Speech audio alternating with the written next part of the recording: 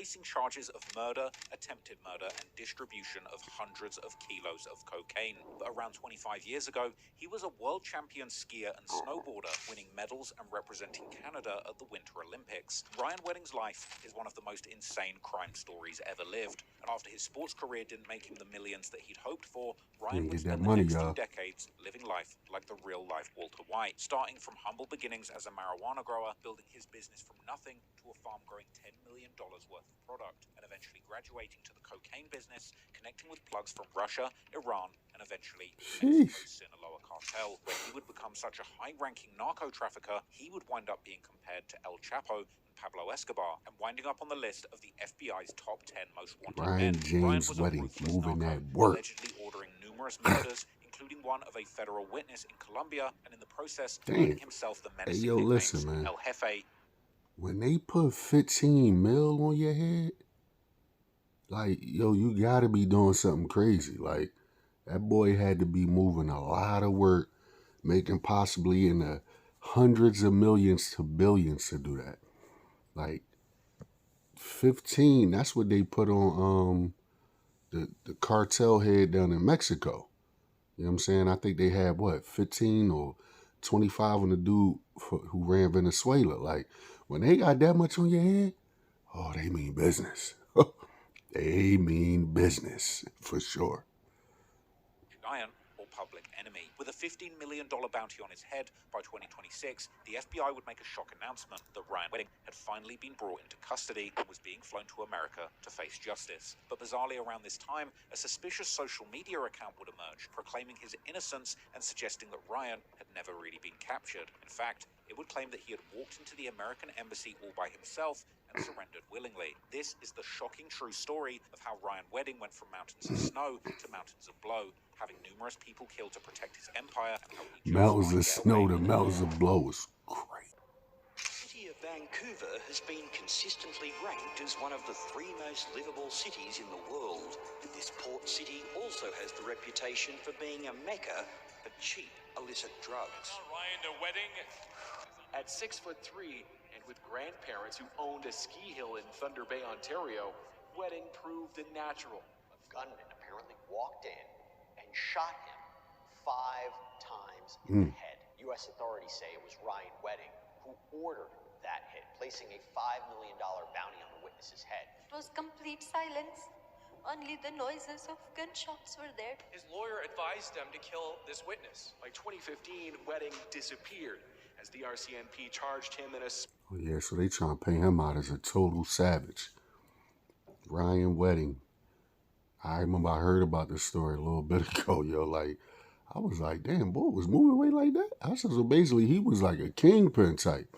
Like, he wasn't no small little, you know what I'm saying? Like, he was really getting that money. He was moving that work. He probably had hundreds, if not thousands of people working with him. He was working, obviously, with multiple countries or continents. Like, sheesh, bro. Crazy, man. Sprawling operation targeting cocaine imports to Canada. U.S. authorities allege Wedding stashes his vast wealth in assets like this ultra-rare Mercedes now in their possession.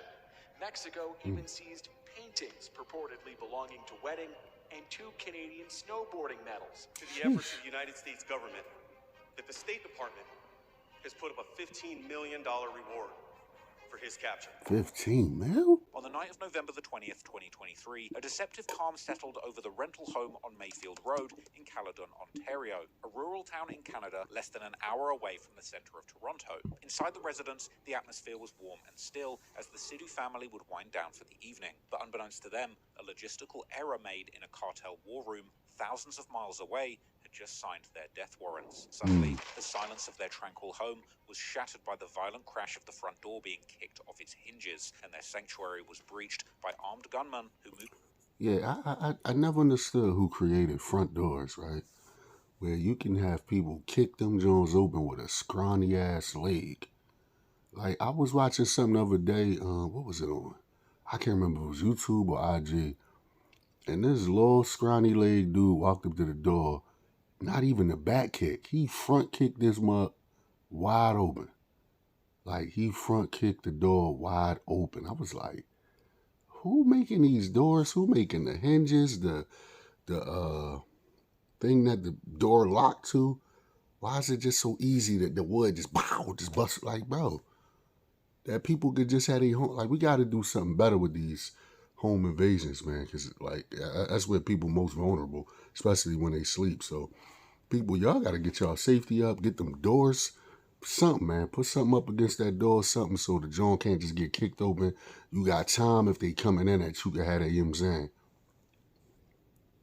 In with the cold efficiency of a hit squad, these hitters wrongly believing that they had found the thieves of a stolen drug shipment, and once they were inside, they didn't ask a single question. They just began executing this innocent family. My father was shot in front of me.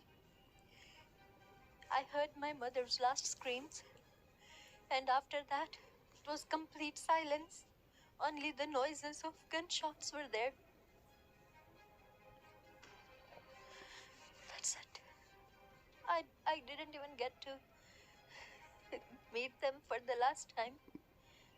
My mom was in another room. My father was in front of me. He died. I wasn't able to do anything. Jagtar Sidhu was executed first, and only seconds later, his wife Harbajan's That's a terrified bad screams John, yo. echoed through the hallway before she too was silenced by gunfire. Meanwhile, in her bedroom on the first floor, their 28-year-old daughter would hear the chaos erupt. But before she can even react, the shadow of a gunman was towering over her. Mercilessly, he would raise his weapon and fire 13 times at the innocent girl. Myself, I called 911 as soon as I got my consciousness back. Whole family shot. This is what I was saying repeatedly. Miraculously, she would survive by playing dead, while the men who destroyed her family walked out into the cold, dead night.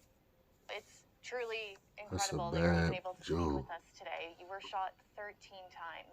What have doctors told you about what your recovery is going to look like? It's still gonna take a long time. I still have to learn sitting, standing, walking. It's been very hard. And some days are okay, not too bad. Some days are filled with pain, lots of. Yeah, so as we can see, man, they painting this Ryan Wetton dude out like he was a monster. He dealing with people putting hits on people. Like, yo, crazy John. This is part 1. We gonna hit y'all back with the rest of it, part 2 and 3. May make it out to be a part 4, but we be back. We out. Yo, man, we appreciate y'all for rocking with us, man. If y'all really, mess with us like that, man, subscribe to the channel, man. Hit that like button, comment on the channel. That really helps us in the algorithm to get the channel out. We have 47,000 on the way to 50K. We really appreciate y'all for helping us grow. And check us out on the other platforms, man. Stay safe. We love y'all. Everybody have a good weekend.